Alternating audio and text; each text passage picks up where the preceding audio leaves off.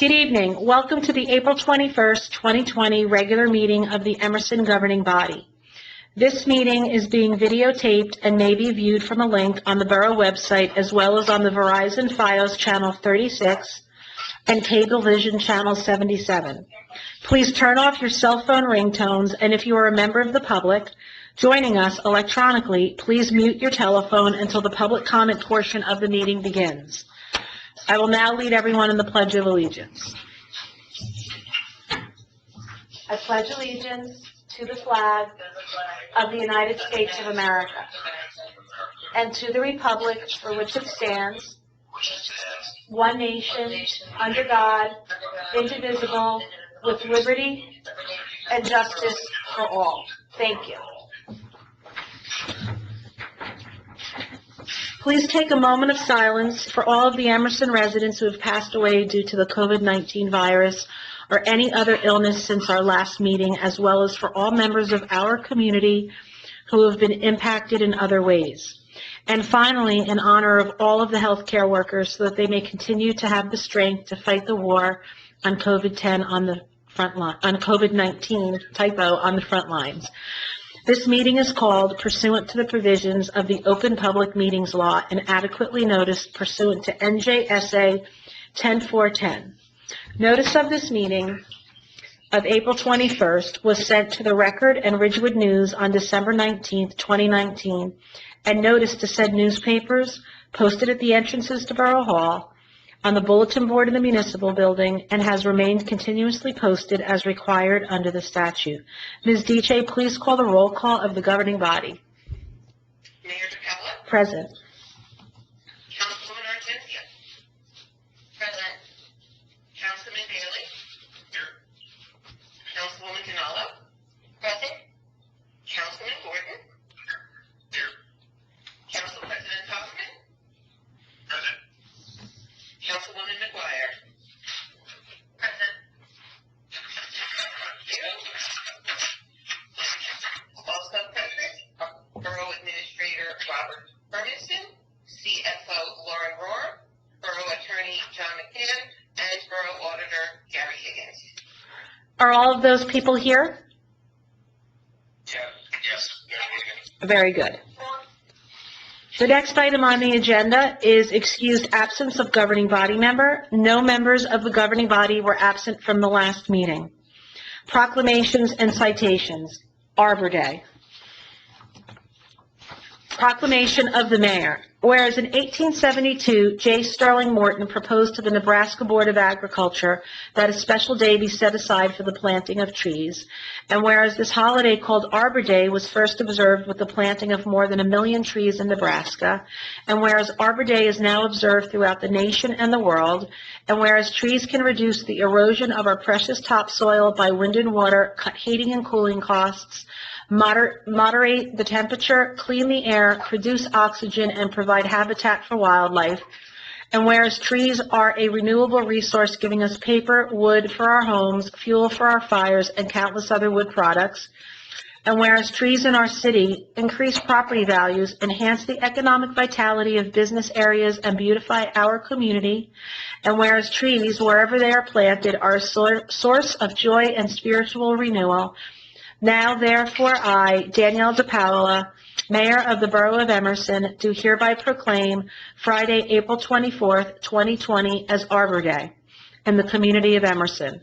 I urge all citizens to support efforts to protect our trees and woodlands to support our city's urban forestry program, and further, I urge all citizens to plant trees to gladden hearts and promote the well-being of present and future generations.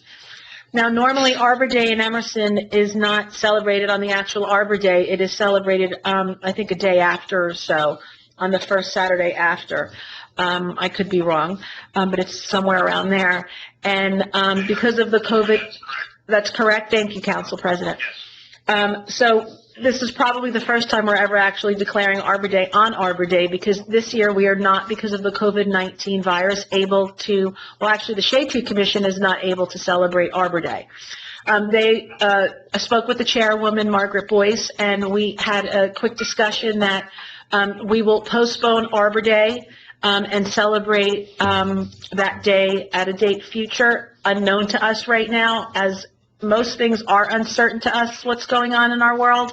That when that date does become available, the Shade Tree Commission will be advertising it and letting everybody know when we'll be celebrating it delayed.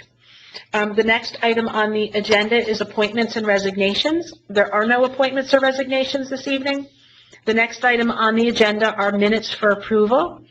The Borough Clerk has not received any requests to amend the regular meeting minutes of April 7th, 2020. May I have a motion to approve the regular meeting minutes of March 24th, 2020?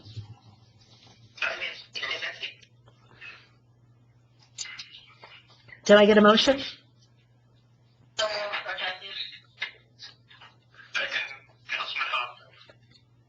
Okay, may I have a roll call, please, Ms. Diche? Yes, Councilman Bailey. Yes. Councilwoman McGuire.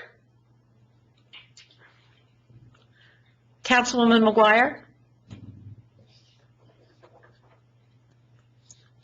I believe you're muted. Yes, sorry. Okay, no problem. Councilwoman Janela. Yes. Council President Hoffman. Yes. Councilman Gordon. Yes. And Councilwoman Ortenzia. Yes.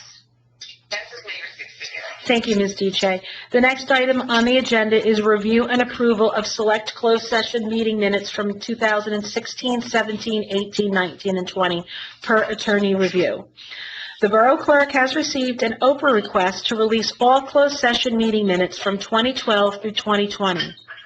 At this time, the Borough Attorney has reviewed the closed session meeting minutes to determine which topics may be released to the public. Items related to personnel matters are not considered public documents. In addition, topics that are ongoing and not yet resolved are not considered public documents. May I have a motion to release the sections of the closed session meeting minutes of 2016, 17, 18, 19, and 2020 as reviewed and approved by our Borough Attorney, John McCann? Mayor, Councilman, point of order. Yes. I have a question in regard to those meeting minutes where we were not members. Some of us were not members back in 2016, 17, and 18, and possibly 19. So can we approve all of them, even though we were not, in office and attended those meetings at that time? Mr. McCann? Yeah, the issue is whether or not you remember. The issue is whether or not with the current Oprah request is the information operable and with the appropriate redactions. So whether or not you were a participant or not is not the issue. The issue is whether or not they can be released now based upon the information. So, John, it's the release, not the approval. Correct. Okay, thank you. Welcome. May I have a motion? So moved. Do I have a second? Second, Councilman Huff. Thank you. I have a first by, I believe, Councilman Gordon and a second by Councilman Hoffman. Jane, may I have a roll call, please? Councilman Bailey. Yes. Councilwoman Janela. Yes. Council President Hoffman. Yes. Councilman Gordon. Yes. And Councilwoman Ortenzia. Yes. Passes Mayor 6-0. Thank you, Ms. Diche. The next item on the agenda is correspondence. Copies of the correspondence are available in the office of the municipal clerk. Financial business, resolution number 89-20, bill list. May I have a motion to approve resolution number 89-20, bill list? So moved. Second, Janela. I believe that was a first by Councilman Bailey and a second by Councilwoman Dinallo. May I have a roll call, please, Ms. Diche? Councilman Bailey, please. Yes. Councilwoman McGuire. Yes. Councilwoman Janela. Yes. Council President Hoffman.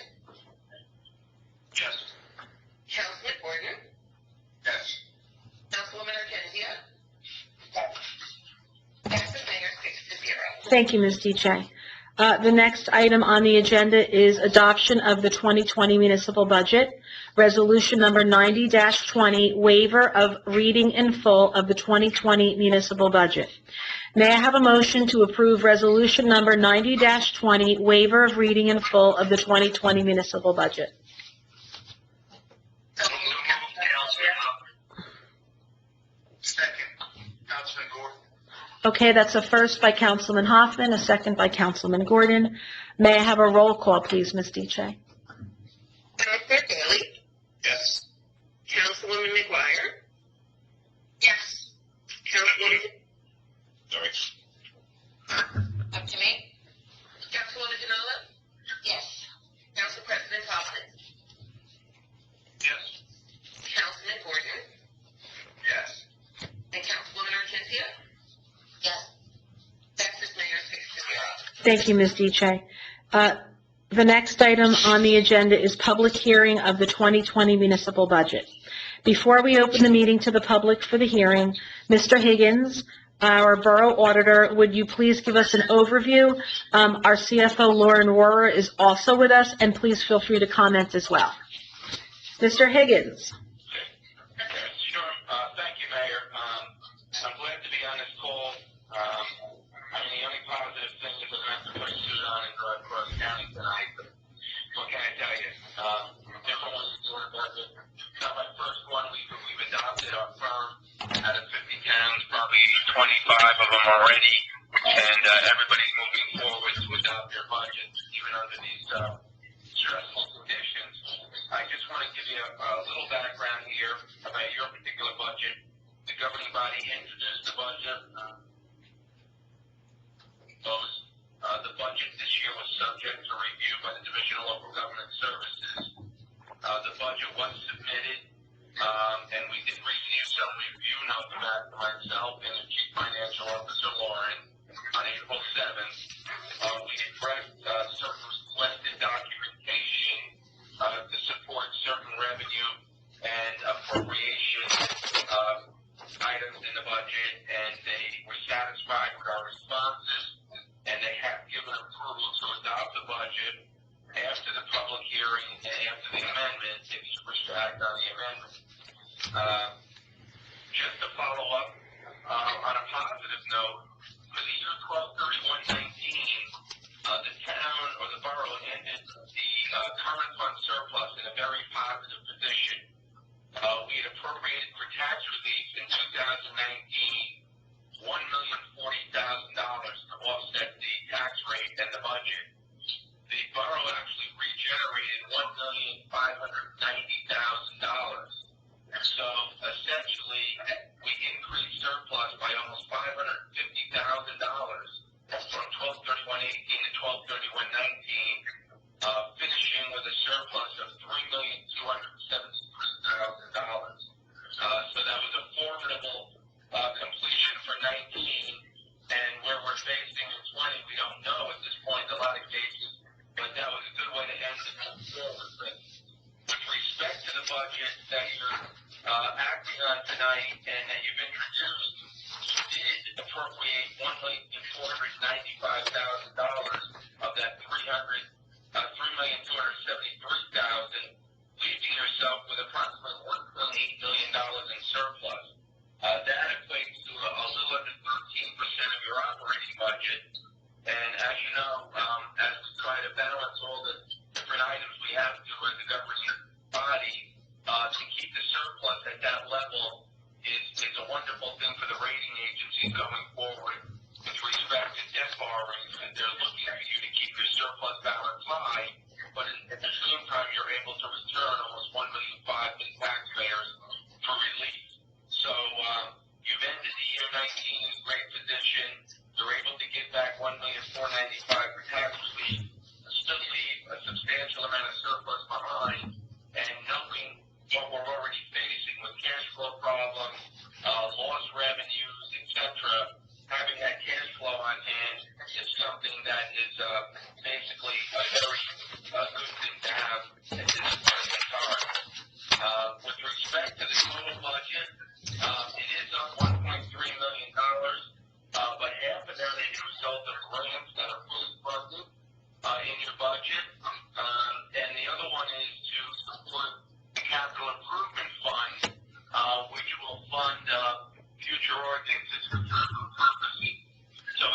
budget's up, it's items that are either fully funded or to be used for future capital projects. With respect to the 2% tax levy cap, you're $832,000 under what you could raise in taxes in addition to what's in this budget. And that would equate to about another 7 cents per home. So the governing body is able to deliver the essential services to the residents and not act on using $832,000 to develop a tax levy that they could under the present law with regards to the 2% cap. With regards to the appropriation cap, which is on the other side of the budget is approximately $500,000 under that cap, and there was no necessity to use that also. So those balance roll forward to future years and may be needed. So you put yourself into a wonderful position with respect to problems in future budgets if they happen with respect to both the tax levy cap and the appropriation cap. You spent substantial amounts of money, but you haven't basically acted on using them at the current time. With regards to the tax rate, the 2020 tax rate for municipal purposes only is projected to be 78.5 cents. That compares to the 2019 municipal tax rate of 76.5 cents. So there's a 2 cent per $100 of assessed valuation increase for municipal purposes only. The average cost to the borough of Emerson is $442,000 based upon the assessed valuation of the abstract rateable, which basically takes all the town properties for residential purposes and divides those units into the total assessed value to get the $442,000. 2 cents equates to an $88 increase to the average home for the year 2020, and that's for municipal purposes only.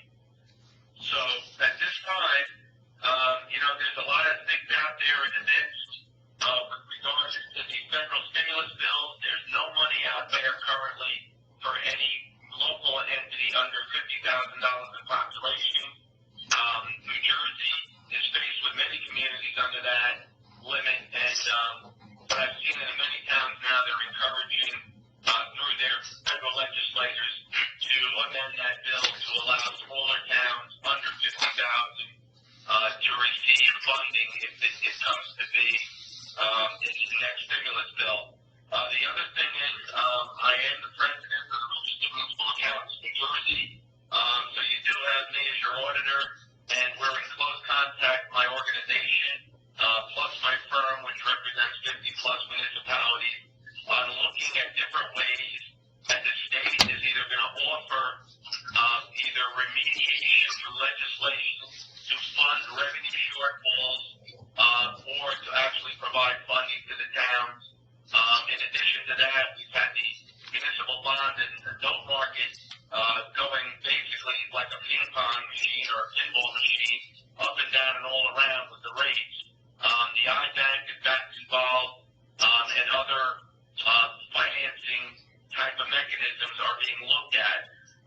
So there's really no need to hold your budget up from adoption, because if any of these options or tools become available, even though you've adopted your budget, they're going to be able to be implemented. So we've had many towns, like I said earlier, adopt their budgets already, and my suggestion is to move forward and adopt your budget, and any types of things that come out from Trenton with regards to legislation to deal with potential revenue shortfalls, emergencies for additional expenses and appropriations, you'll still be able to deal with them regardless whether you adopt the budget tonight or not. So that's basically all I have to say, and I'll be more than happy before the public hearing. If anybody has any questions, I'd be happy to try to address them and answer them. Does anybody have any questions for our auditor, Gary Higgins?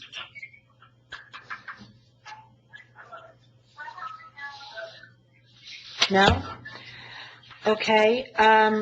I just wanted to let everybody know what Mr. Higgins was talking about in terms of the bill HR 6467. I'm in receipt of 2 letters that were written to our Congressman Gottheimer and to our Senators Booker and Menendez for federal relief under this bill, and this is something that we will be requesting that our legislators look into in order to give relief for our Emerson residents.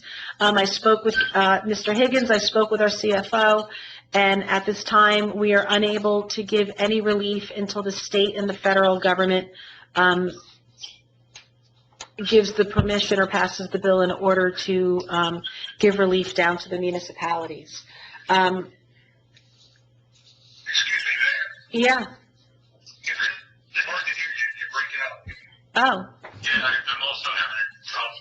Yeah, you were fine before I spoke, so I think I broke you up there. okay. It was all that good news, Gary. Can you hear me now?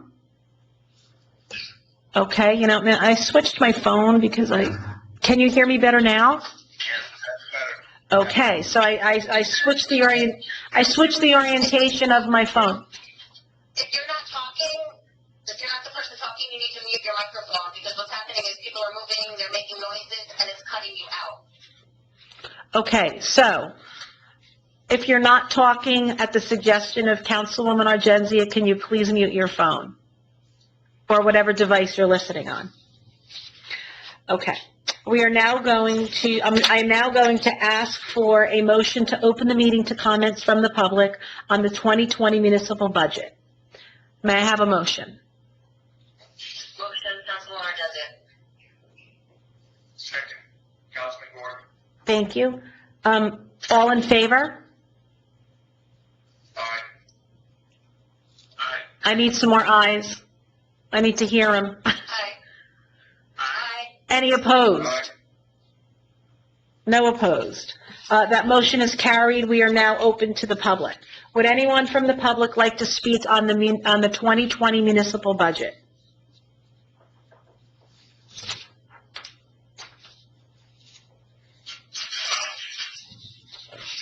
Anyone? Hearing no requests, may I have a motion to close the meeting to comments from the public on the 2020 municipal budget? So, Make a motion.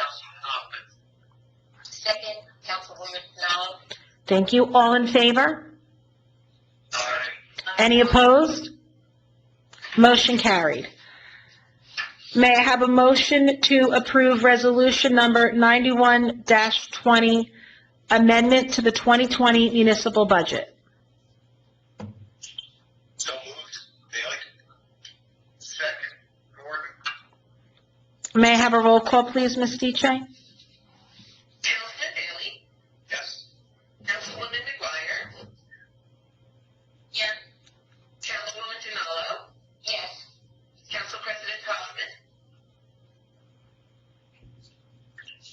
I'm sorry, I didn't hear you, Council President? Yes. Okay. Councilman Gordon, Yes. Councilwoman Argenzia, Yes. passes Mayor 6-0. Thank you, Ms. Diche. Now, the next item on the agenda is resolution number 92-20, adoption of the 2020 municipal budget. May I have a motion to approve resolution number 92-20, adoption of the 2020 municipal budget? So moved. Bailey. I need- Second, Pinello. May I have a roll call, please? Councilman Bailey, Yes. Councilwoman Yes.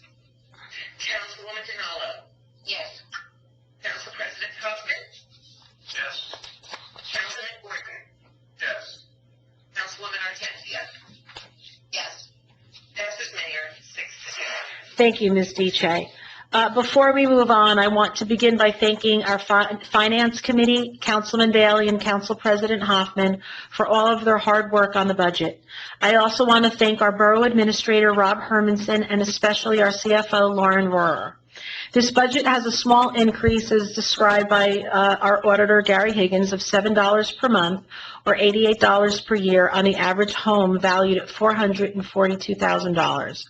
The primary reason for this increase is the non-discretionary costs the borough is faced with each year, Some examples of a non-discretionary increase are statutory costs, contractual increases, and utility increases. In 2020, the amount to be raised by taxation was $9,925,961, and an increase of a little over $237,000 over the amount utilized in the 2019 budget. That number includes increases in our public utilities, which total approximately $46,000, statutory requirements of approximately $66,000, and contractual union salary increases of approximately $132,000. These are all expenses the borough is required to pay. When the 2020 budget was introduced on March 24th, 2020, the tax increase was at $92. However, several council members inquired about the ability to reduce that levy even more. After a discussion at the last council meeting, additional funds in the amount of $13,000 were identified and reduced the final levy to the $88 we have before us today. We understand the financial constraints that everyone is facing right now. We are not able to offer any tax relief, as I had said, on payments at this time. Our borough government needs to continue to function. Our essential employees are still reporting to work. Our police are still providing protection, and our garbage is still being collected, as well as many other services. In order for these services to continue, we need to fund our operations. We are not just focusing on today and tomorrow, but 3 months, 6 months, and several years down into the future. We are waiting on guidance from our federal and state governments, as I stated before, and until they make a decision, we have to operate our town's essential services. Even during this crisis, we must still pay our school, county, and our library taxes.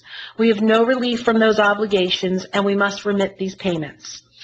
That being said, I think that we put together a very good budget this year. I want to, again, thank everybody that participated, everyone that passed it, and just say that I know that everybody is having some difficult times right now, and we're with you on this, and we are trying to do the best that we can. We did knock some of the little tiny bit of fat that was found, $13,000 off the budget, but there really isn't any more that could be cut off.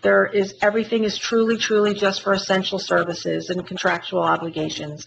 So that being said, I'm going to move on to the next item on the agenda, which is unfinished business.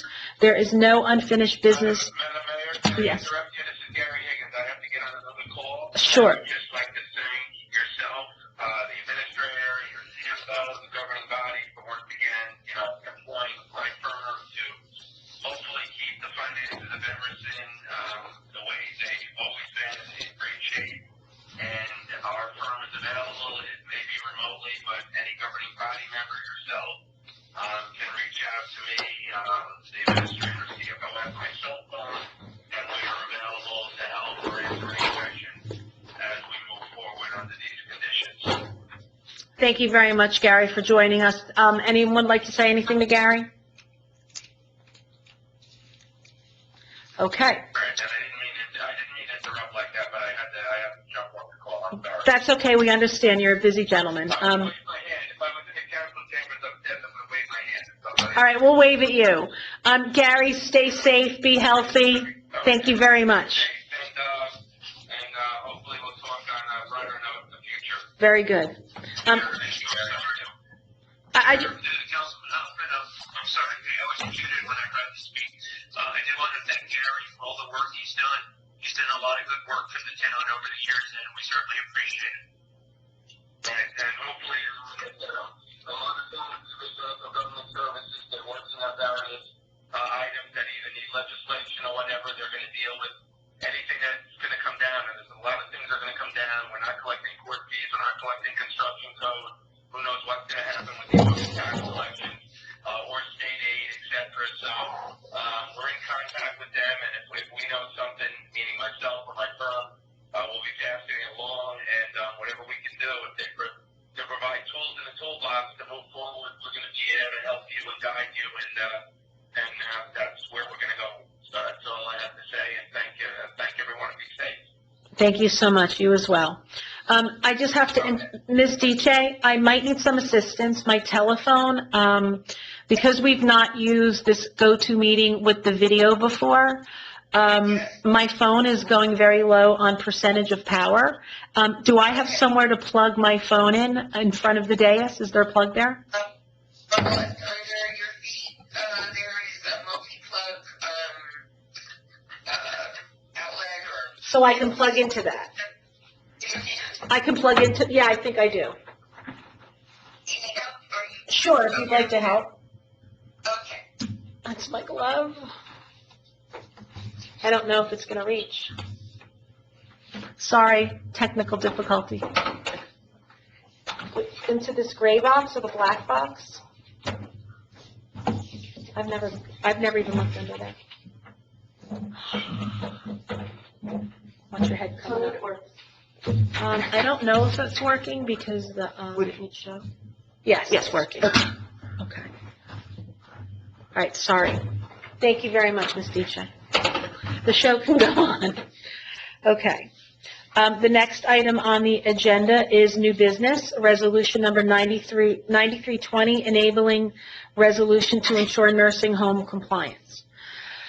Okay, so COVID-19, everyone has been very interested in numbers. And in the beginning, we started getting numbers, and we held it 0 for a while, and then we held it 1 for several days, and we thought it wasn't really going to hit Emerson. And then the numbers started coming in, and we started seeing numbers that were moving up rather quickly. At this point, I still stand by that we do not have a completely accurate count of all of the positives in the borough, because I truly believe that a lot of people are not being tested. I think that if one family member perhaps has been tested and has contracted it, there may be other family members in the household that are just sort of taking care of themselves at home and haven't necessarily been tested. And a lot of these people, I believe, are recovering just from word of mouth. The concerning number that I heard happened on, I believe it was Thursday or Friday of last week, and that is when the number went up a little bit higher, over 100. And that is when the alarm set in for myself and for Borough Administrator Rob Hermanson. And we wanted to know why the numbers were going up so quickly and exponentially, and why towns of our size had lower numbers. So we made a few phone calls, and we ascertained a lot of the numbers out of our 3 nursing homes in Emerson. And I was absolutely shocked to find out, because prior to that, we were not given any information. We were told that the only information was given to our OEM coordinator, and that information was for emergency services purposes only, in order to make sure that they had proper PPE if they were going into a resident's home or into a facility. On either Thursday or Friday of last week, I'd lie if I told you which day that it was, and I won't, so it was either Thursday or Friday, we found out that I found out specifically, after demanding information, that there were 36 positive cases of COVID-19 in one of our nursing homes. And I looked at Mr. Hermanson, and I said, if that's 36, what are the numbers in the other? And we realized that day that we had over 50 positive cases in just the nursing homes. So that was 50% of the numbers that were being reported for Emerson. Today, I did receive some numbers. I don't know how accurate they are, but they are the most accurate numbers that we have for right now. We have, in Emerson, 133 positives. We have, unfortunately, 17 deaths. The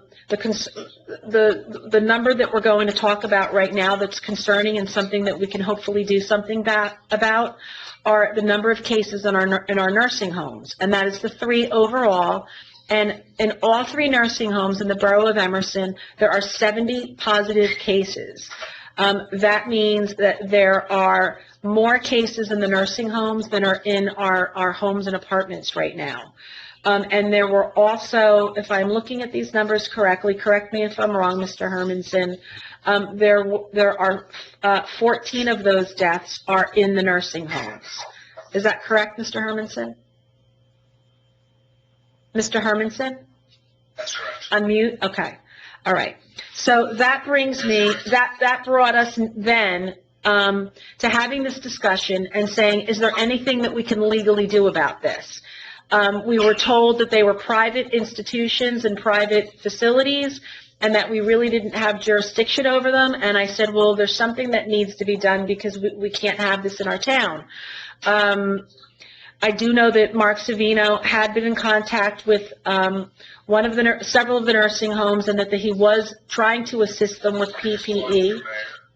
I'm sorry? Who's that? Is everyone on? Everyone on? Okay. So, where was I? So wanted to know what we could do legally. Mark had, I believe, offered the PPE to the nursing homes. Okay. I don't know where you didn't hear me, so what's the last thing you heard me say? Can anyone tell me what you heard me say? Okay. Okay, Lieutenant Savino reached out and reached out to the nursing homes to see if they needed anything, and they said that they were fine. As you know, relatives are not permitted inside the nursing homes. And I won't get into my own personal opinion on this, but are not into the nursing home, so we have to go with the information that we're getting from the nursing homes, and they said that they were okay. I do know that he called down to the State Board of Health at one point because we were told over one weekend that there was one nurse and 3 assistants in one of the nursing homes over a weekend where there were 38 patients, and that also we found concerning. So that's when Mr. Hermanson and I continued to have this discussion and said, there has to legally be something that we can actually do. Hence, we picked up the phone and we called up our borough attorney, Mr. John McCann, and I said, John, what can we do? I know as a borough this is not right, and I know that we want to do right by the people in the nursing homes. What can we do? And John, do you want to explain what you found out for me and for Mr. Hermanson, and then explain to the governing body what we as a governing body by law are permitted to do? And Mr. McCann? Well, the problem is, can you hear me? I can hear you. Okay. Mayor, just for a point of information, you still are cutting in and out while you're speaking. And for those who can hear me, I want to thank Mr. Hermanson. He called me, I think it was around midnight, with the mayor's concerns. And he said, John, you got to do something. I said, well, there's lots we can do. Beginning of April, in fact, CDC, CMS, in working with CDC, issued specific guidelines for local governments to get involved with nursing homes.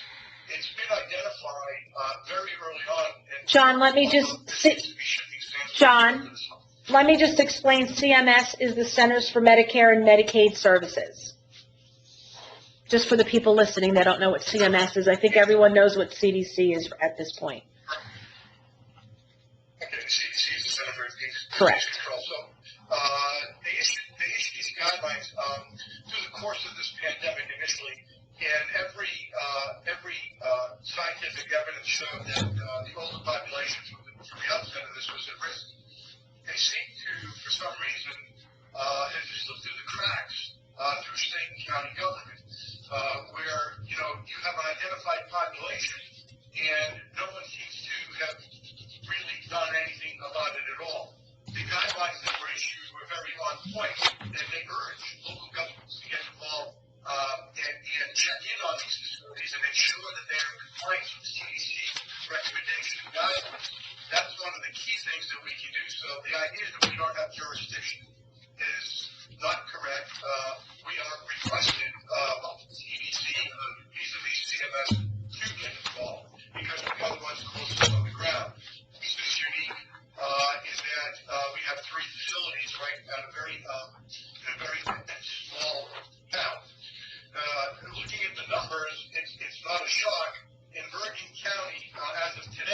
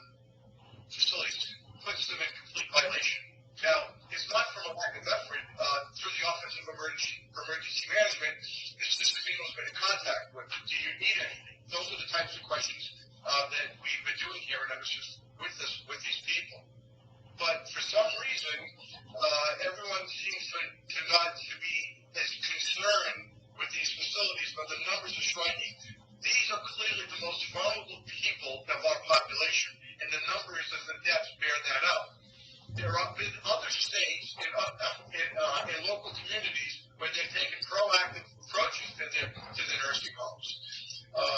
Nursing home, long-term care facility, whatever you wish to ascribe to them. They are not set up to provide ventilators. A lot of these people could have been moved, may have been moved. These are some of the questions that we need to address and look at, particularly here in Emerson. Okay, Mr. McCann, so can you, Emerson be doing this, but every town with a nursing home population has an obligation to look at this. Having looked at that, there's a state statute that allows for a municipality to create a committee with the power of subpoena to investigate any matter within its jurisdiction. It's not an issue of enforcement. It's not an issue regarding enforcement of Department of Human Services or Health or even the federal government. This has been John?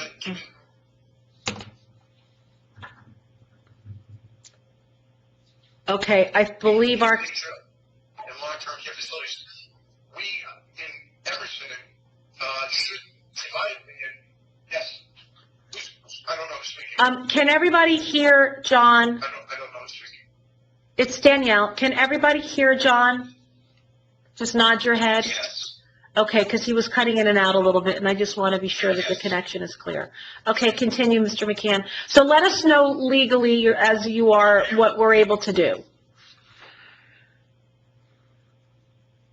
So if we look into the statute, this is a statute that I've used before when I was a councilman regarding an issue in my old town. And the statute is clear as a bell. I think we sent copies to everyone to review and look at. It gives the council the ability to appoint a committee from the council, okay, and with the power of subpoena. I'm not suggesting that we use that, but what we want to do is begin to take a look at what our doing with regard to the compliance of CMS's recommendations. This is where we are at right now. It seems where people have been isolated from families, isolated from their loved ones, that we have more or less, minimally, we have to ask questions of these facilities to ensure compliance. And that was an answer to the questions put forth to me by the mayor and Mr. Hermanson at midnight.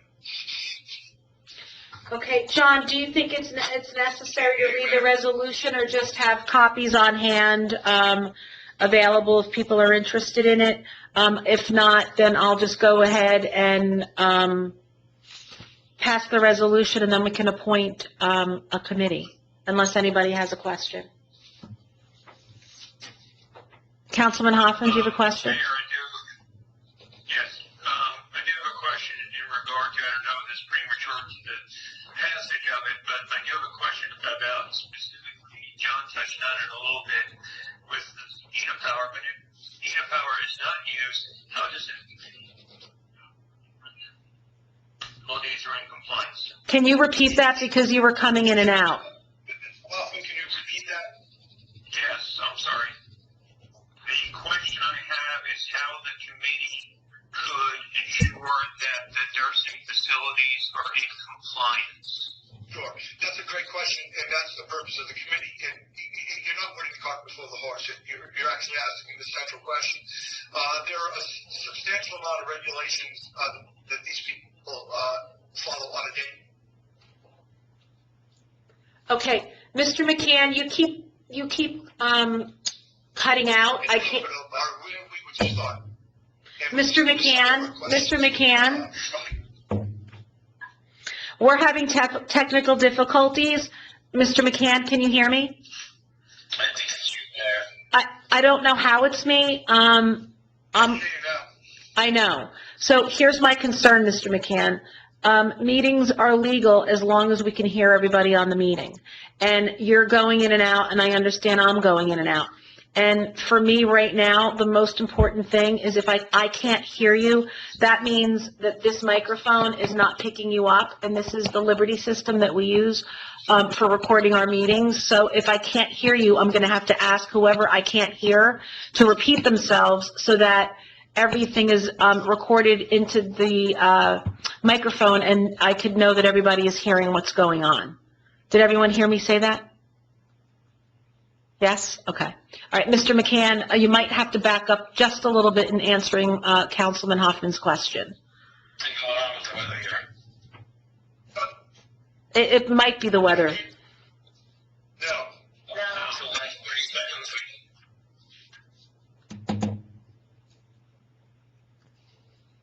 Can you hear me? I can hear you completely, John. Me too, John. Mayor's microphone in her end, because she's the one who keeps cutting out, and it's cutting out from her. Like, if everyone else can hear me, it's vital that, that's where the public record's recorded. Right. So, can you hear me, Danielle? I can hear you now. Okay. So, just for the record, Mr. Hoffman's question was how to ensure compliance without issuing subpoenas. And we start with questions sent to them, to the executives of these facilities, specific questions from the committee with regard to the compliance as it relates to CMS's recommendations going back to as early as March.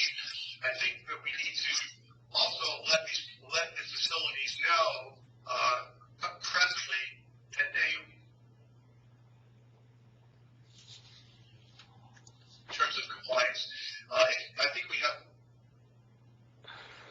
a process system that things are really slipping through the cracks.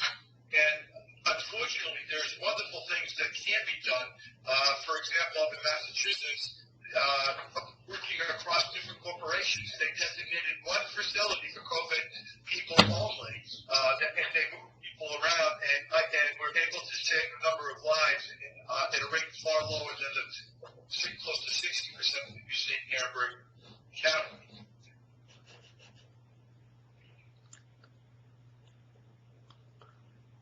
And I say why is here, because the numbers just don't add up as to why we're having close to 60% of the people from Amberg County. Although we've seen some emails recently from our legislators, demanding investigations and rigorous enforcement, I think the people closest on the ground are concerned is the safety of those residents in Emerson, and particularly the vulnerable population. And I think if we delay on this and wait for bureaucratic wishy-washy, literally out of Trenton and Washington, I think that puts us at a disadvantage and ignores the fundamental request from CMS. And I just don't know why other towns haven't. I don't think they're aware of what's going on, because, quite frankly, even my discussion with the mayor today, the system is being overlooked. You're dealing with questions that are beyond just COVID. But this gives us the opportunity to rigorously find out where we are, let them know that we are here, that we are watching whether they're compliant, and also not just to give them a statement, to provide account to ensure that they have PPE, to ensure that they're staffing what it's supposed to be. Clearly, in my anecdotes, we know it's not. So that's my solution. Form the committee, use the subpoena power only if necessary. If you're getting pushback from them, then we push back to find out what's going on in these facilities. And the chips fall where they may. I suspect, based upon the numbers so far, with 70 cases and 14 deaths of the 492, considering that we have 3 facilities, our facilities may be doing better than we think. Out of 133, John, it was 133, not 482. Well, the total deaths in Bergen County is 492. Right, but the number 70 for the nursing homes is just Emerson, so it's not relative to use the 482. Well, I'm just comparing it to the whole. I'm relative Oh, to all in the county. That's all. That's all. Okay. I am having some difficulty hearing Mr. McCann. I no longer see Councilwoman Argenzia on my screen. Are you still with us, Nicole? Sure. Okay, good. I just want, and Councilman Bailey is on the telephone, correct? Correct. Okay. And did you all hear John's explanation? Yes. Okay, everyone's shaking their head. All right, so parts of it cut out for me, but I understood it because he had explained it to me earlier when I asked him a question. So I just wanted to make sure that everyone legally heard what he was saying, so that when you vote on it, you're voting on it and you have all of the information that you need. So, Can I just say first Council President Hoffman, and then Administrator Hermanson. Yeah, I would all just say that John pretty much answered my questions. There's some other details I might ask. I don't have to ask them at this time, later on, to either to John or to Rob or to someone else, health professional. I might have questions. That's all. Okay, Mr. Hermanson, do you have a question or a comment? Just want to tie one last thing in, because as myself and John, one of the things that we were discussing, and I will just want to make sure we mention it to the council members, is that each one of the nursing homes is supposed to have an outbreak plan, and make sure whatever happens in that, in that facility during that time. And one of the things that we're concerned about is that we're seeing so many cases here in Emerson, is that if they're actually following the outbreak plan that they currently have and that they've been filed at the state. One of the ways that we're going to figure that out and make sure that the residents who are the most vulnerable that we're trying to protect. Okay, Mr. Hermanson, you're going to have to back up because I lost you. Everything froze.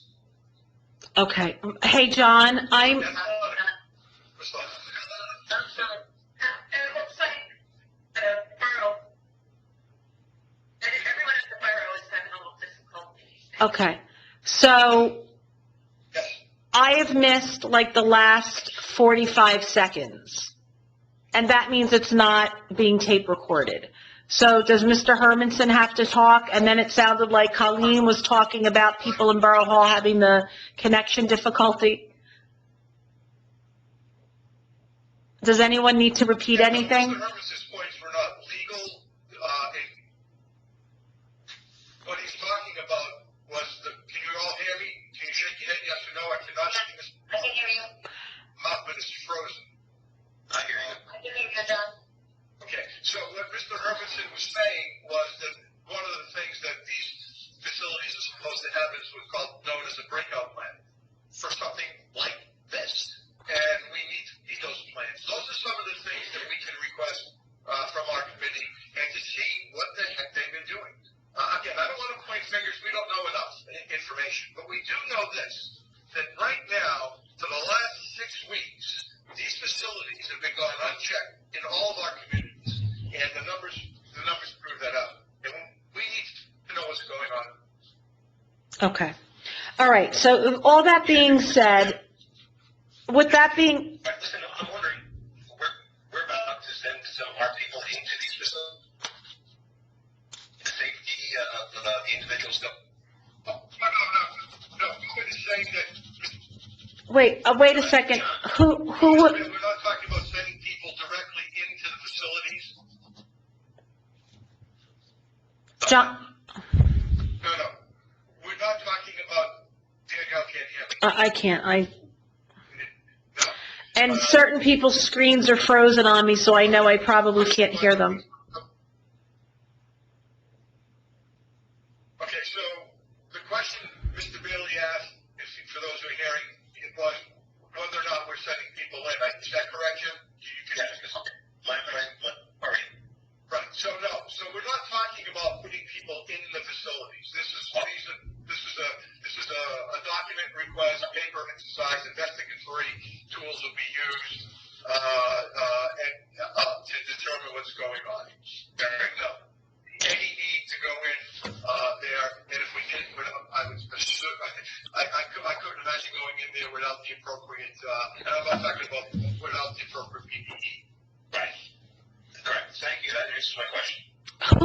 was that speaking?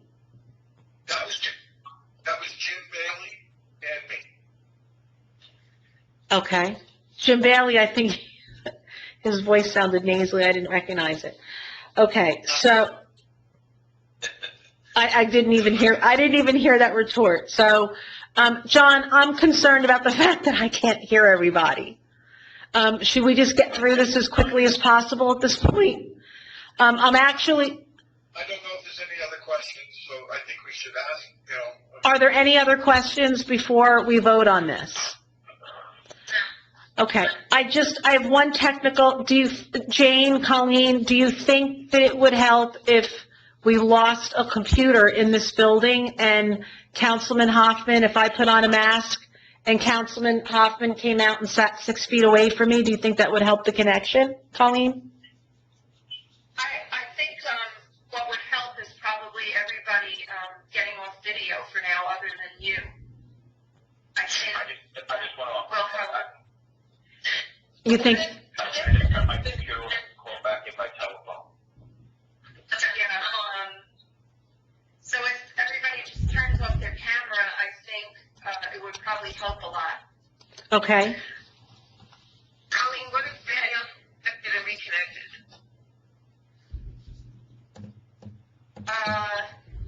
Well, I don't know, let's see what happens when people go off camera, maybe that'll help, if not, maybe. I'll try, I hope I don't disconnect myself, I'll better check. I can save it up much clearer right now. Whatever happens, I can hear Danielle perfectly again. okay. All right. Pat, Just dialing up my telephone. Pat, I think that there is a green button on your phone with a video camera. I think if you push that, Yeah, I'm trying that, I'm gonna try that again. Stop my webcam, okay. Okay, good. All right, but everybody leave your microphone on. Okay, so now, and then there was one. Okay. So, does everybody understand what we're going to task ourselves with, how we're going to look out for the most vulnerable citizens of our community? And does anybody have any other questions before we move on? I Okay, understand, I have no questions. okay, very good. Then we had the resolution in our packet, and I would then ask if I have a motion to pass resolution number 93-20, enabling resolution to ensure nursing home compliance. So moved, Councilwoman Gordon. Second, Councilman Gordon. Okay, may I get a roll call, please, Ms. Diche? Councilman Hale. Yes. Councilwoman McGuire. Yes. Councilwoman Canolo. Yes. Council President Hoffman. I don't hear Council President Hoffman. I thought he disconnected or something. Let me see if he's still on. Okay. I don't see him, connected right now. Jane, maybe he could, you guys, Call the number, with the phone there, if you wanted. Well, let me finish the remainder of the roll call, and then he is in the next room. I can see if he can come in here. We'll work together on my phone. with masks on, please. Calling up the other phone, too, but Okay, so let me just double check. Council President Hoffman, are you there? Okay. You know what, Jane, would you do me a favor? Would you just knock on the door and ask Councilman Hoffman to come sit at the dais, 6 feet away from me, and then his voice will be picked up by my phone and by this microphone. Okay, I think that's the quickest and easiest solution. And I will mask, I am masking up.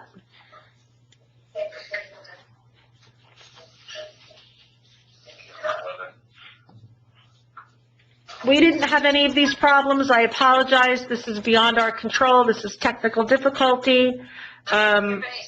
Hoffman is going into the council Okay. chambers. Give a mask?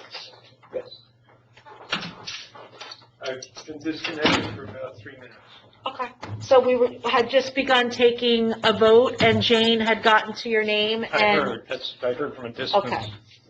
So Let me just- Councilman Gordon is here on the dais, And he's got his mask on, wave Hoffman, hello. you said Gordon. Oh, I'm sorry, Hoffman, I'm getting confused. So Jane, do you want to go back to your roll call? Yes, so I have a motion from Councilwoman McGuire and a second from Councilman Gordon. Councilman Bailey. What is the motion about?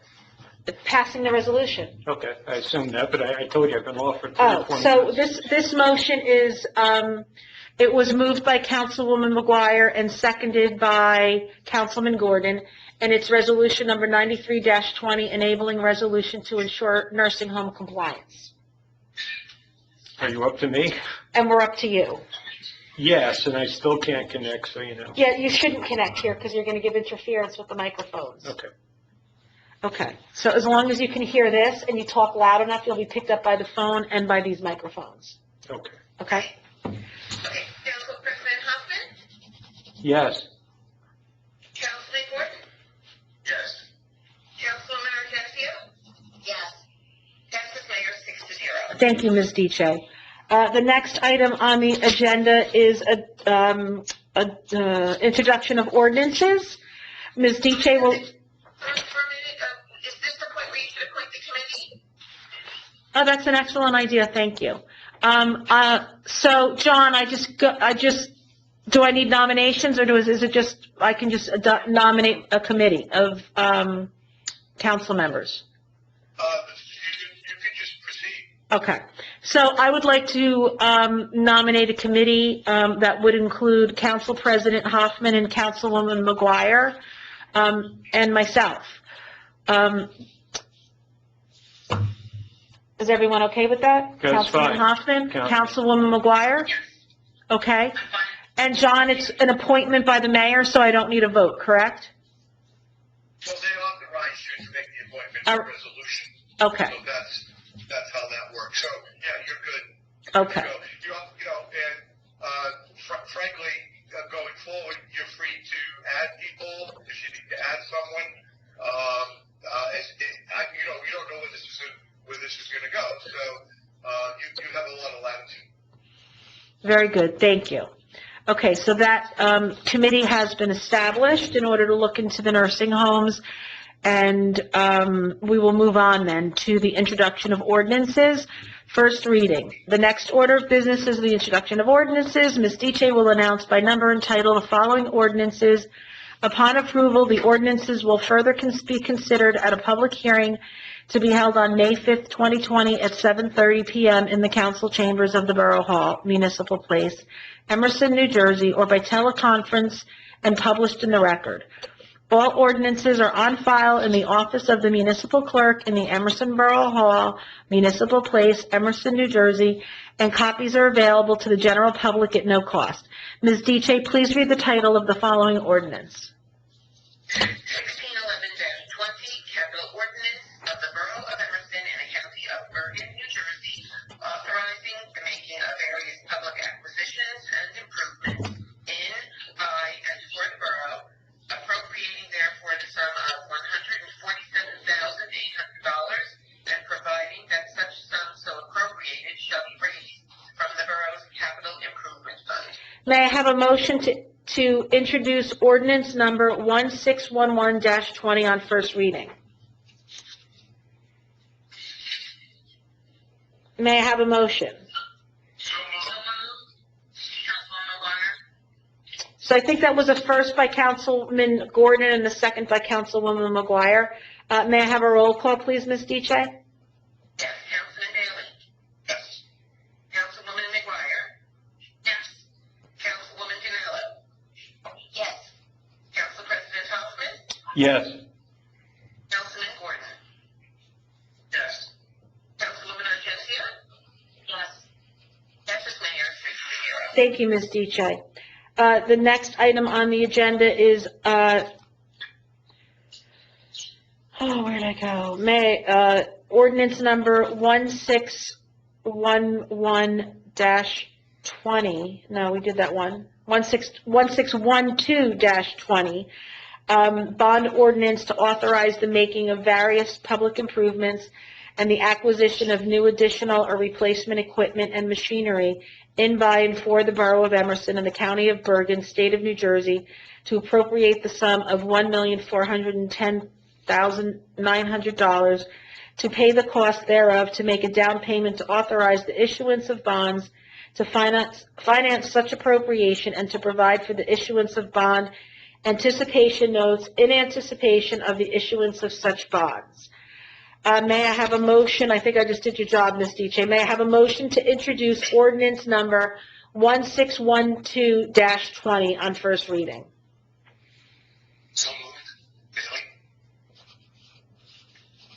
Can I get a second? I think that was Councilwoman Dinallo with a second. May I have a roll call, please? Councilman Bailey? Yes. Councilwoman McGuire? Yes. Councilwoman Canolo? Yes. Council President Hoffman? Yes. Councilman Gordon? Yes. Councilwoman Argentino? Yes. Passes mayor 6-0. Thank you, Ms. Diche. The next item on the agenda is adoption of ordinances. There are no ordinances being adopted this evening. The next item on the agenda is reports. Councilman Bailey, do you have a report for us this evening? Just following up very quickly with the improvements to the firehouse and speaking with Rob today and his hard work. I believe we're almost ready to go on that job and moving along. And I'm very happy and wish to thank Rob for his hard work on that one more time. Besides that, I have no other reports. Thank you, Councilman Bailey. I hope you feel better Thank you. quickly. Yeah, I do. Okay. Yes. Councilwoman McGuire, do you have a report for us this evening? Yes, I do. The Land Use Board recently held its first virtual meeting. Chairman Bischoff and Secretary Marie Shute did an excellent job coordinating the meeting format and ensuring that Borough business continues to run as smoothly as can be expected in this new format. Regarding recreation, baseball, they are waiting for Little League to officially cancel the spring baseball season, but they are a little hopeful for summer ball. Track, that has been confirmed that rec track is canceled for spring 2020. Soccer, the NCSA have canceled their spring 2020 season for club soccer. Softball has confirmed that softball is canceled for spring 2020 rec season. And I think that they're anticipating coordinating their own virtual meeting in the future to address the summer kickoff, what they would be doing. Is that it? Honestly, oh, I'm sorry. Are you finished? Oh, that's it, yes. Oh, no, I wasn't trying to rush you. I just wasn't sure if you paused to look at your notes or whether you were complete. Yeah, I'm looking at my notes for the rec. That's pretty much it. They haven't had a meeting since this all began, but they know that they have some unfinished business that they need to address, so they're trying to navigate this new normal that we're all trying to navigate through, so. All right, well, hopefully we could, Can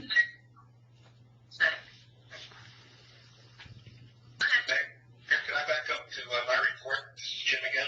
sure, Mr. Bailey. I did want to thank the fire department and auxiliary for their day with the Easter Bunny and the way it was organized and a lot of smiling faces around town. So again, that's one of those positive things that Emerson does. That's it. Thank you. You're welcome. Okay, can I do a quick finish, or? Absolutely. Okay, I just wanted to finish with, I checked with the Chamber of Commerce, for which I started the co-liaison. I've been doing the commissions that I'm a liaison for throughout this period.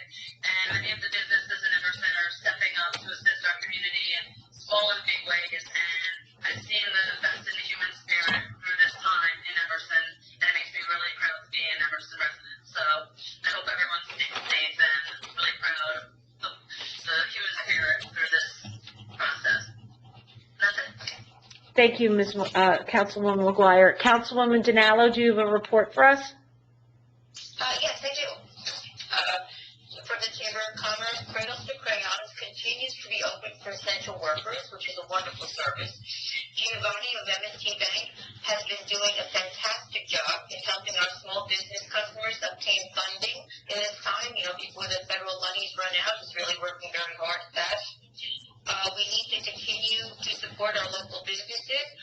until that time when we are able to reopen, children can reopen their doors.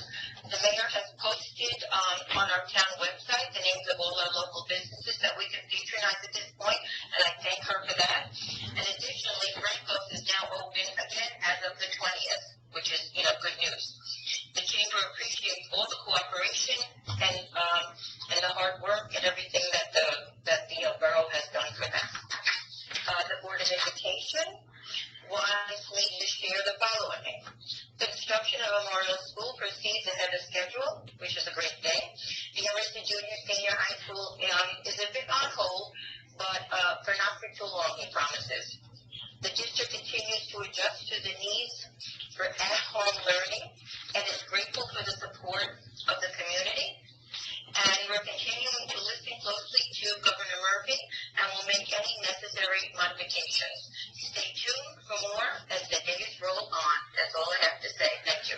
I just would like to clarify, Colleen, our deputy clerk, and Jane helped me comprise the list of places to get food in Emerson that were still open. And I did ask one of the members of the Chamber of Commerce to please reach out and comprise a list of all the non-food businesses, and I'm still waiting for a list of all of those businesses in order to, so that we can also put that on the website, and I know that I shared it on Facebook and other people shared it.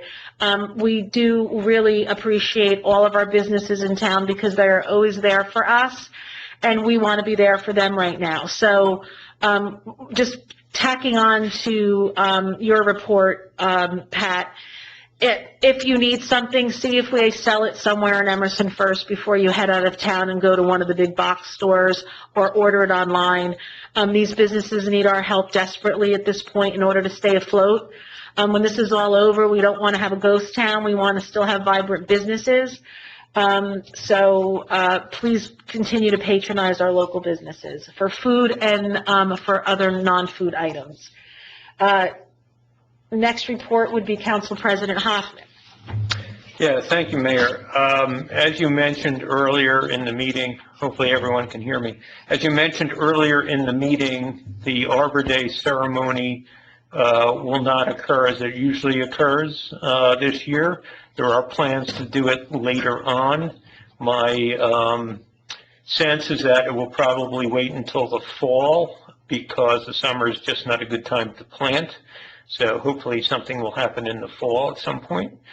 However, we did just get a notification and went to the Environmental Commission that Arbor Day Foundation has waived the ceremony as part of the Tree City qualifications, which I was concerned about. So we'll be able to go through with our Tree City status as long as we meet everything else, even though we don't have an Arbor Day ceremony, which is a good thing because we're at 15 years and we'll be 16 years this year. The planting program around town will be going ahead. The locations have been staked out, so when the contractor is ready to do the planting, hopefully in the near future, you will see some trees planted around town, so at least we'll see some trees planted for this spring. And then finally, a couple members of the Shade Tree Commission have expressed desire to do virtual meetings if possible, because they do have a lot to discuss and it's hard to do away from the meetings. So we're going to look into something for that if possible. Well, I'm going to suggest they do it without the video because you have a much better connection without the video, so that they don't have any problems and they can still have an appropriate meeting. Right, and that is Mayor. Thank you. Okay, thank you, Council President. Councilman Gordon, do you have a report for us this evening? Yes, I do. I have one from the DPW. The metal recycling is 15,960 pounds of metal was recycled with a revenue of $525.54. The DPW is running split shifts because of the coronavirus outbreak.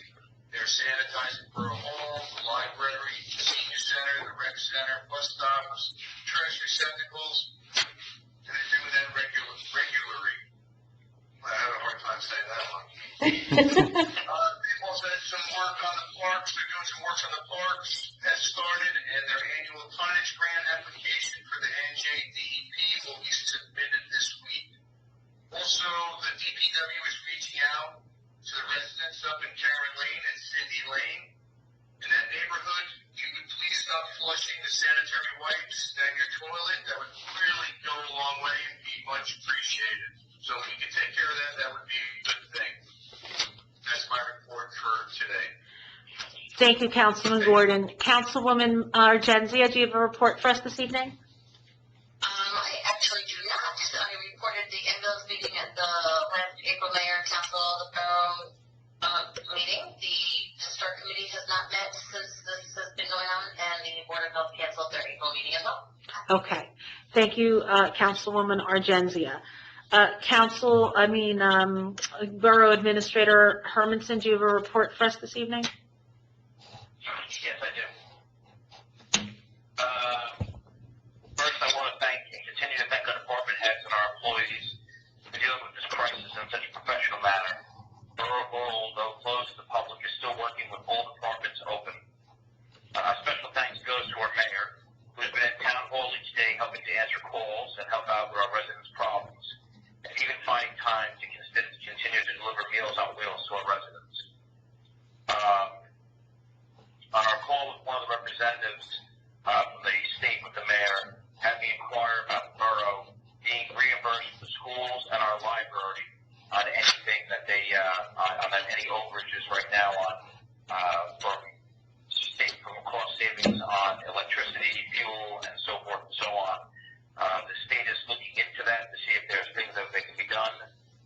They did thank us for that. They thought it was a great idea. And so we're looking into seeing how we can work with that. Also working with we have discussed working with the state and the federal government, with our residents, with credit bureau agencies, knowing that we're going through this period of time that so many people have been so good with a lot of their things and payments that we don't want to see something happen to their credit ratings because of this. So we asked if we could work with that also on the call, and that was one of the things that was discussed. Also with taxes, second quarter property taxes are due as of Friday, May 1st. You will still have 3 ways to pay, which is first, you can mail the payment to one municipal place, Emerson, New Jersey, 07630, attention tax collector. And if you would like a receipt, please include a self-addressed stamped envelope. Second, a drop box has been placed outside the building department of Municipal Place on the side of Borough Hall. Please do not deposit any cash. That box is now checked regularly every day, and you can put your tax payment in there. And again, if you would like a receipt, kindly enclose the self-addressed stamped envelope. Third, you can use the borough's online payment portal, which is on our website. You can go up there; it's on the right-hand corner. Please note the final day to pay the second quarter taxes without interest is Monday, May 11th. All payments must be received by this office by that date. If there are any additional questions, please contact the tax collector at 201-262-6086, extension 1211. Our building department is currently operating Monday, Wednesday, and Friday, and we're hoping to have that back open next week, 5 days a week, starting next Monday. We'll let you know. That'll be on our website to let you know we're going to be able to have that happen. I want to thank our CFO for working so hard on our budget. This is truly a very difficult year, and we are all in this together. And I want to thank her for everything that she did in order to make this, to get this process done.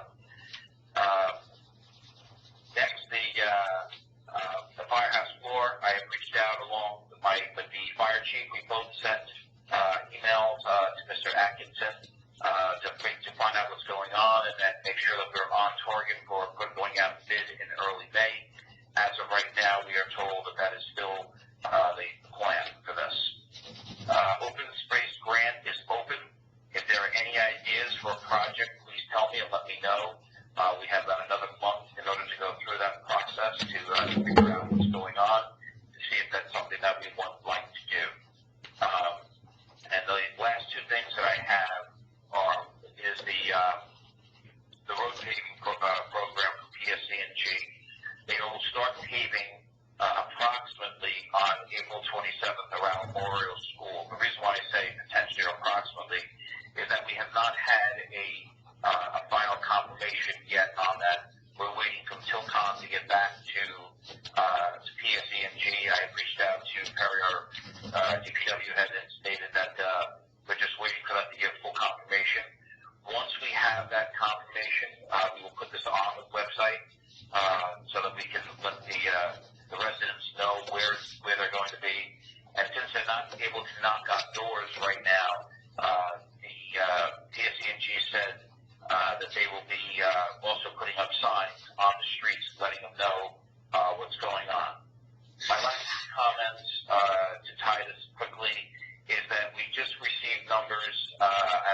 sitting here, I just got them coming across from Bergen County at new COVID cases. We are now under 300 we only had 275 new cases as of yesterday. That is a great sign that we're continuing to see. Rob, that's for the full county, not for Emerson. No, I said the county. I said that's total Okay. county. That's total for Bergen County. So we're seeing that number, basically slowing down, which will allow us then at an opportunity, as mayor, you and I have spoken about things that we're looking to do going forward on potentially going forward, what we can do to help open things up here again soon, God willing. And the last thing I want to do is I want to wish Jill well this week, later this week. I know that we all know she's going through something, and we wish her well and get well soon, Jill. And that's it. Okay, thank you, Mr. Armanson. Jane, do you have anything to report? Actually, I do. Okay. I just am encouraging everybody to complete the 2020 census. There is a link on our borough website. You should have received something in the mail. And you can either complete it by mailing it in, filling out a form online, or even calling them. We want Emerson to achieve a complete count. The other thing is our new website is scheduled to go live, possibly at the end of the week. It will be a big improvement, much more user-friendly. And I want to thank Deputy Clerk Colleen Goodell for all of her hard work over the months helping make that happen. And that's my report. John, you're back on video. Unintentionally. Do you have a report for us this evening? You could stay on video if you'd like. I heard a lot of echo. Yep.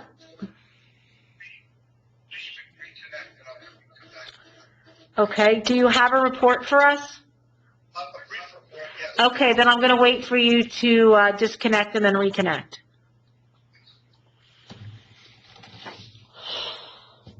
It's a lot more difficult than it was the first time. You want to give your report while he's doing that? Well, he won't hear my report then. I think everyone has to be at the meeting. True. He may have to correct me. I just want to say thank you, Rob. You're welcome, Jill.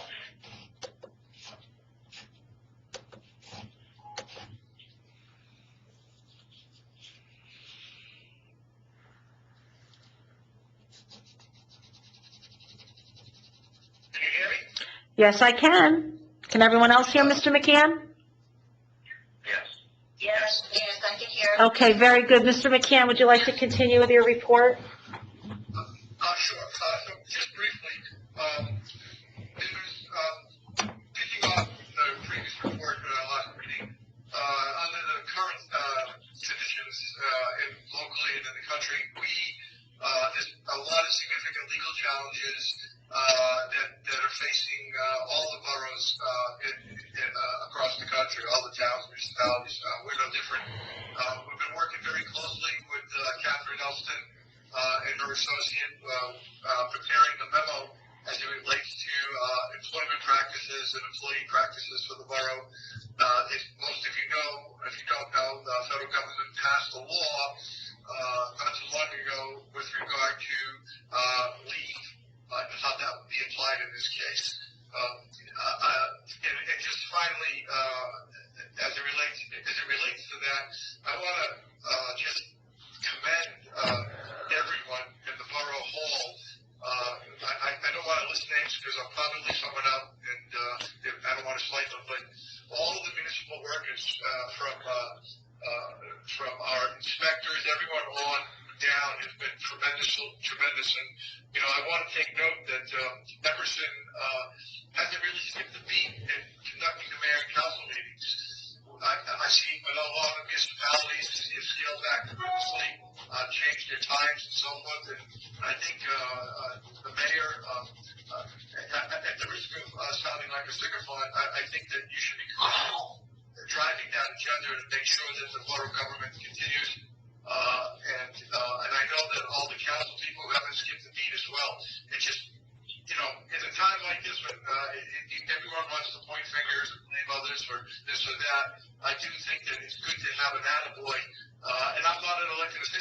town, and I don't live in your town, but I coming from another town and been on the council, I don't think even some of those councils that I've been on could have behaved and responded the way you guys have collectively. And congratulations to all of you, really, sincerely. Well, thank you, Mr. McCann.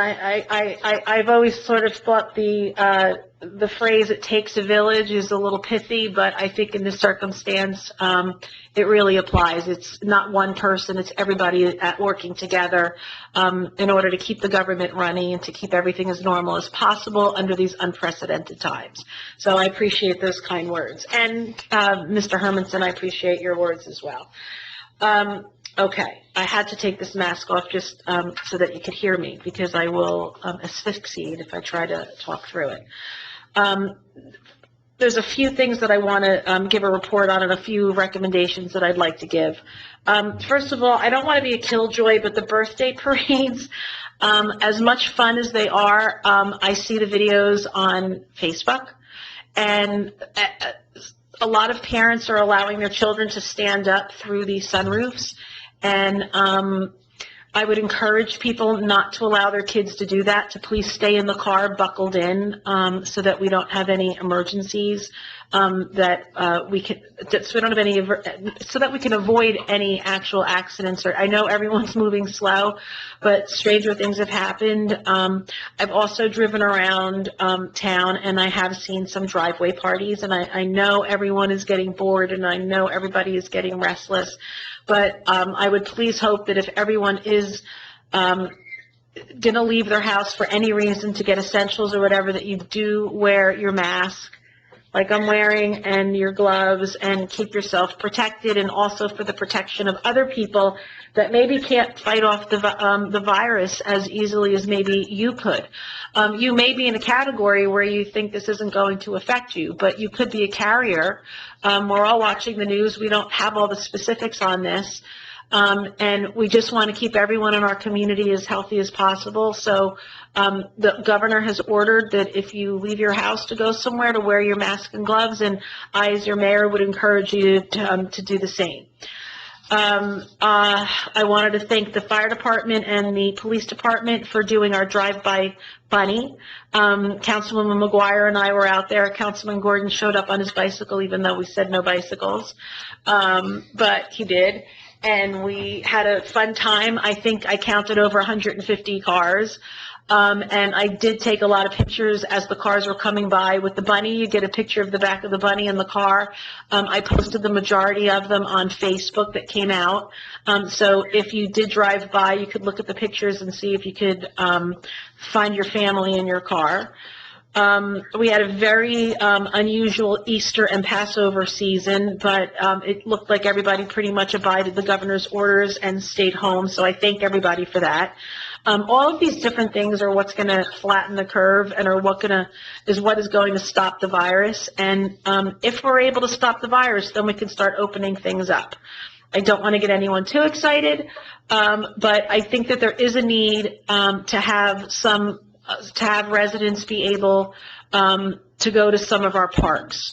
And we are not opening the parks yet. I had spoken with our OEM coordinator prior to the meeting, and we are going to look for a possible opening of our parks. We also have to speak to the Board of Ed on this, because we're working in conjunction with them to make these decisions as far as the school fields go, the Board of Ed fields. For walking, jogging, running, no Frisbee, no contact, no soccer, no baseball, just for walking, so that they could either use the track. And again, we have to ask the Board of Ed for consultation and permission for this as well. But also walking around Hillman Field. There are so many people walking on the streets that I really just want everybody to be safe. And I want everyone, maybe some of our older population aren't walking, because a lot of our town is not sidewalked. And I want them to have a safe place to walk. I've also gotten some requests from families that have very small children that live in apartments. They have nowhere to go with their children, and I sympathize with them. So if you have a friend or a neighbor that lives in an apartment in town, and you can help them out and stay inside your house for a little bit and give them a little bit of relief, maybe to come just to your backyard for an hour or so they can get toddlers or their kids out running for a little bit, and be neighborly, that would be a great thing, as long as everybody is masked and gloved, and follows proper social distancing guidelines that are set forth. I would like to thank Pastor Arturo Rivera. Had a resident that was having some difficulty obtaining food. They could not get out of their house, and he was at the ready with his food from the food bank from the Emerson Bible Church. I also had many residents that have called me up that have said that they know that they're okay, but they know that some of their friends and neighbors in town may not be at this time. We understand that people, unfortunately, have either been furloughed, laid off, or fired from their jobs. If anyone is in a position that you need help, if you call the Emerson Bible Church, Pastor Rivera, we'll keep it confidential, and he will let me know so that I can get in touch with people who have different types of services, money, gift cards, or just boxed food or canned goods. If you need anything, please reach out. You can reach out to Borough Hall, 201-262-6086, or you could reach Pastor Rivera at the Emerson Bible Church, and I will post his phone number on the website because I did not have the forethought to write it down on a piece of paper, and it's in my phone, and I don't dare touch that phone because the meeting is running off of it. So please, don't be embarrassed. If you feel that you need something and you can't get out of your house to get it, if you're not feeling well, if you're having some monetary issues right now, please let us know. Let us know how we can help in order to make sure that there's food on your table and that you're taken care of. For our older residents, I think they've been saying this ad nauseum, there is Meals on Wheels. There is the Bergen County Meals on Wheels program, and there's the Meals on Wheels of North Jersey program. So you can sign up for either one of those if you are over 60 and you do not drive or you are homebound. Those are also available. I had previously recommended Ask Umbrella as a service for delivering groceries, and unfortunately, I did a little bit more research on them, and I'm not quite sure that they do the type of background check that we as a borough are most comfortable with.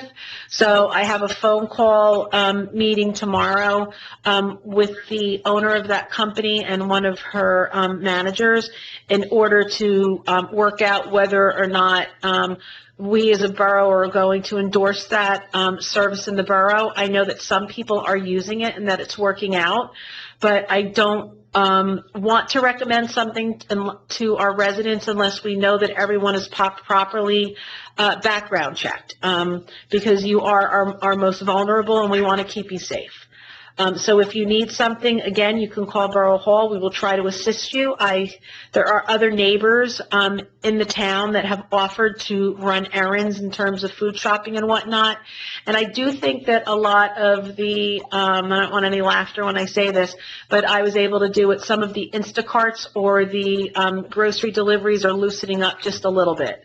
So maybe you could take advantage of those or ask a friend or a neighbor who is better with the technical stuff on the computer to help you out in order to get some groceries delivered to your home without having to give your credit card to somebody. So the next item that I wanted to report on was the, I did that, is the Red Ribbon Campaign. So we're passing a resolution, I believe, tonight on the consent agenda that is in support of placing a red Cavo ribbon around a tree or a pole in front of your house. We always welcome American flags. So you can wave your American flags to show support. You can tie a red ribbon. I know some people already have the thank you heroes, thank you healthcare workers. I know I have a blue ribbon around one of my trees along with a red ribbon. Our flag is not up, but it will be up by the weekend, hopefully. And I just encourage anyone to just show pride in the United States or pride in your town, or just to thank the healthcare workers and all of the essential employees, you know, which include everybody from grocery store workers, healthcare workers, truck drivers, any essential workers in Borough Hall, police, emergency services, anyone who is truly putting themselves in the line of danger for COVID-19 by reporting to work every day and keeping our borough running and keeping our world running, really, as best that we can under the circumstances. So I don't know that did I say that we would consider reopening the parks? Did I say the date? No. I never said a date. So I wasn't sure if I had said it because I think I got lost in the excitement of even thinking about reopening the parks. So we are not reopening the parks yet, but we will consider, as we get closer, 10 days, in conjunction with the school to have a little video meeting and find out if we think it's in the best interest of the borough in order to reopen the parks on May 1st. Please don't go to the parks yet. If you are able to go to the parks, there will be a reverse 911 letting you know that you are able to do so. And we really appreciate it. Like, as soon as that order went into effect, people did stay out of the parks and off of the fields, and we appreciate that because that truly is helping everybody in our world to flatten the curve, especially here in Bergen County. I apologize for all of the technical difficulties this evening. In terms of dropping the phone just now and for the sound. So if that is all that I have here for report, we will move on from here and go to public comment. The next order of business is public comment. Members of the public are welcome to speak on any topic by announcing your name and address for the record and asking for permission one at a time. In the interest of time, speakers are limited to 3 minutes, including questions and answers. In consideration of all who may wish to speak, please keep your comments brief and concise. If you would like to speak, everyone will get their chance for 3 minutes. Please state your name, and as I hear you, I will call on you one at a time. May I have a motion to open the meeting to general comments from the public? So moved, Councilman Hoffman. Second, Councilman Bailey? All in favor? Aye. Aye. Any opposed? Motion carried. We are now open to the public. Is there anyone from the public that would like to be heard?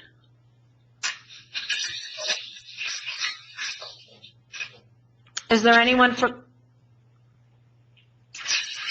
the public that would like to be heard this evening? Yes, there is. Can you hear me? I can. Can you state your name and address for the record, please? My name is Tom Brown, 114 Pine Drive. Welcome, Councilman. Now, that wore off a long time ago, but thank you. Okay. I have a question, specifically budget issues and funding issues going forward. Because as anyone is aware, is a record 22 million unemployment claims were filed in the last week. And the last time we saw an unemployment rate this high was the Great Depression. What contingency plans is the borough pursuing to control costs? Because you just voted to move a budget forward that actually has a tax increase. And as you noted yourself, there are furloughs, salary reductions, and other financial impacts that will not quickly fade away. The Senate bill that was just passed was another business bailout that has no funding for states. And Governor Murphy is actually looking for money to take from other programs to meet essential state funding requirements. I'm expecting state aid. I'm expecting all these other grant programs will probably be diverted to paying for essential services. So what is the borough planning on doing this? What is your doomsday plan, or have you thought of this in terms of asking for salary givebacks, service consolidations?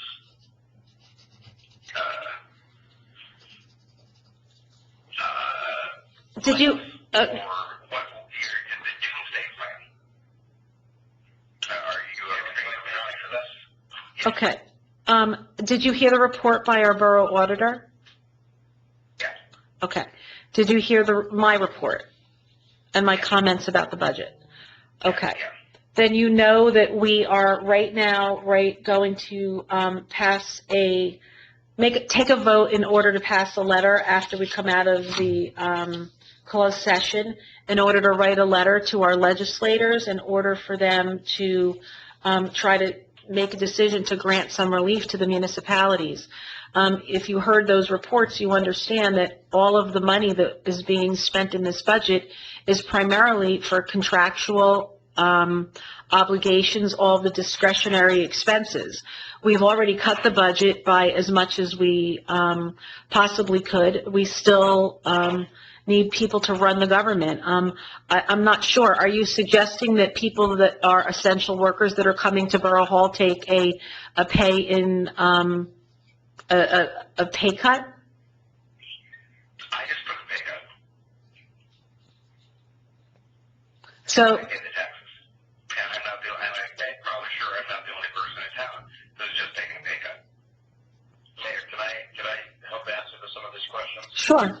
If, okay, so, Mr. Brown, basically, some of the things that we're looking into, and that, and most of the administrators and administrators here across Bergen County, we have especially in the Pascagoula Valley region, we continue to talk to each other, to figure out plans and where we're going forward. I think at this point right now, what we're starting to see is a flattening of the curve, of the virus. Obviously, the hope is that with less than 1% of the U.S. population yet.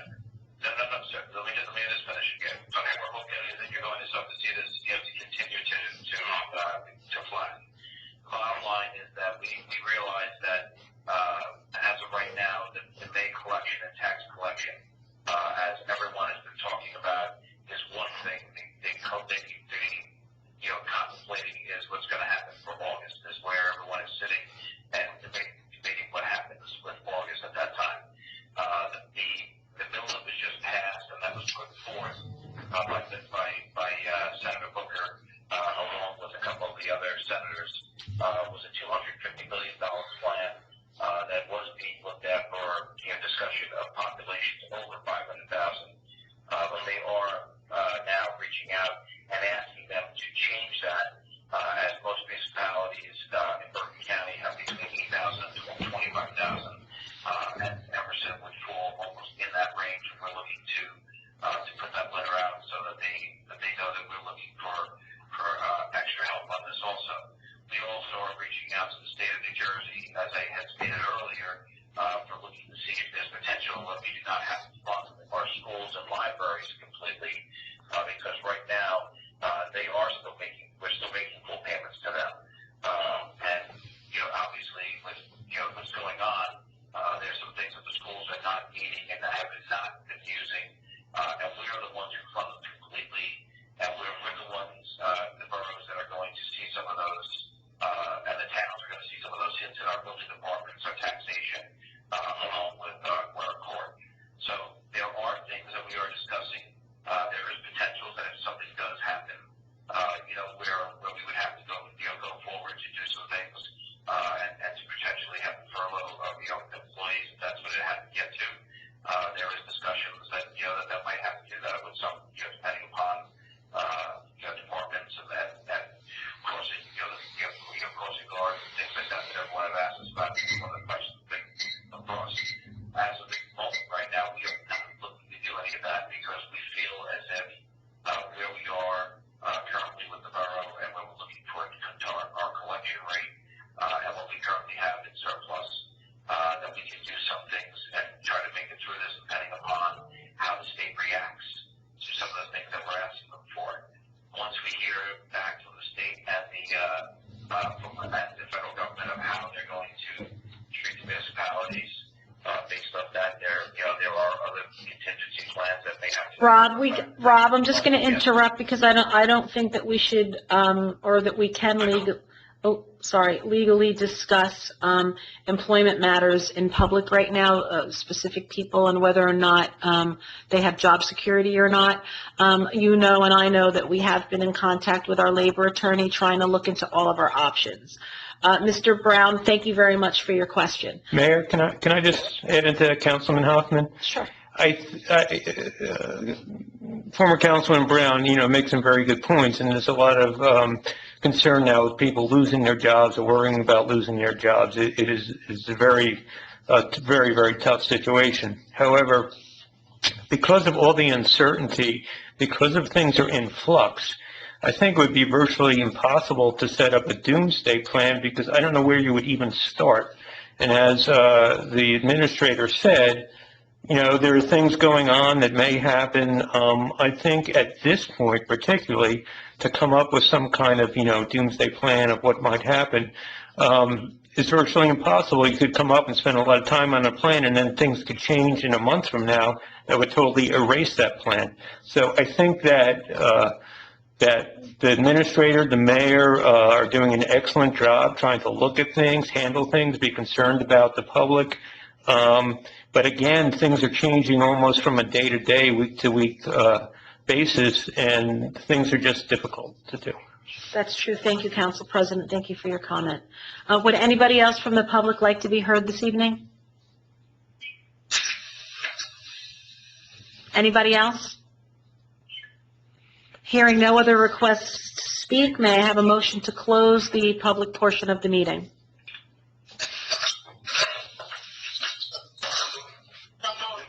I didn't hear either one of them. I believe it was Councilman Bailey and Councilwoman Argenzia. That was a first and a second. Okay. All in favor? Aye. Any opposed? Okay. So the next order of business is resolutions on consent agenda. I do not have a resolution prepared, but I do have these two letters that I would like to share with the governing body, and with their permission, I think I'm going to read the letters. Is that the best way to do it? Because you didn't get copies of these in your packets. This is something that came in late today. I'm going to have these letters drawn up, and we will send them to our congressmen and to our senators. So in lieu of putting this on the consent agenda, if we can just add this to the agenda. John, can I read the letter first, and then they can decide whether they want to add it to the agenda or not? Sure.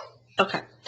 Dear Congressman Gottheimer, request to modify H.R. 6467 to assist New Jersey municipalities. The Borough of Emerson requests the bill H.R. 6467, of which you are a co-sponsor, be modified to assist New Jersey municipalities similar to Emerson in the following ways. Number one, the eligibility criteria for H.R. 6467 must be modified to include New Jersey municipalities. Most Bergen County municipalities have populations between 8,000 and 25,000. The CARES Act adopted in March was only eligible to local governments with populations over 500,000, which only benefited county governments. Second, our greatest needs for funding assistance are expected in the areas of A, declines in non-tax but critical revenues, such as revenues from construction permits, recreation fees, and other fees generated when conducting business with the municipality. This drop in revenues is projected to result in a shortfall of revenues at 12/31/20 and will significantly impact the 2021 recovery budget. Financial assistance in this regard is requested. B, potential workers' compensation costs and health care costs. A very preliminary study estimates that expenses related to testing, treatment, and future vaccinations may add 1% to 2% to next year's health care premiums. That equates to somewhere between $25,000 to $50,000 for the Borough of Emerson, but is not an expense that we will see until 2021. C, lost productivity from all units. We have strategically restricted staff to on-call status on a rotating basis to ensure proper social distancing and continuity of operations. The Borough of Emerson requests your assistance to amend this legislation to provide financial assistance to local governments with populations similar to those of both Borough of Emerson, and that it includes eligible assistance as outlined above. So we would like to send that letter, and the second letter is to our U.S. Senators, Booker and Menendez. Media outlets have reported a Republican and a Democrat in the Senate are proposing a $500 billion fund for state and local governments as part of the next comprehensive rescue package from Congress to aid parts of the country reeling from the coronavirus pandemic. This fund, proposed by Senators Menendez and Cassidy, would be divided into 3 equal tranches.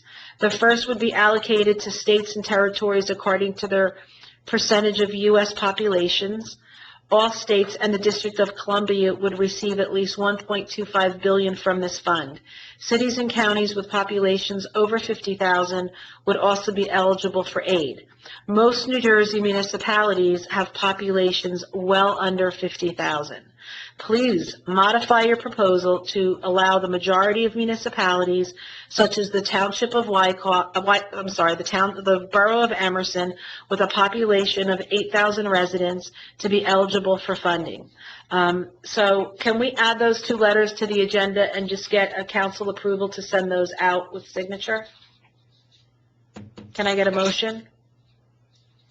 Councilman Hoffman, so moved. Can I? McGuire, second. Okay. Do we need a roll call or an all in favor on that? Can I get a roll call, please? Councilman Bailey. Yes. Councilwoman McGuire. Yes. Councilwoman Dinalo. Yes. Council President Hoffman. Yes. Councilman Gordon. Yes. Councilwoman Ortenzio. Yes. Passes later 6-0. Thank you, Ms. Diche. So we will prepare those 2 letters, and we will send them out hopefully tomorrow or Thursday. The next item on the agenda is resolutions on consent agenda. May I have a motion to approve consent agenda resolution 94 through 98-20?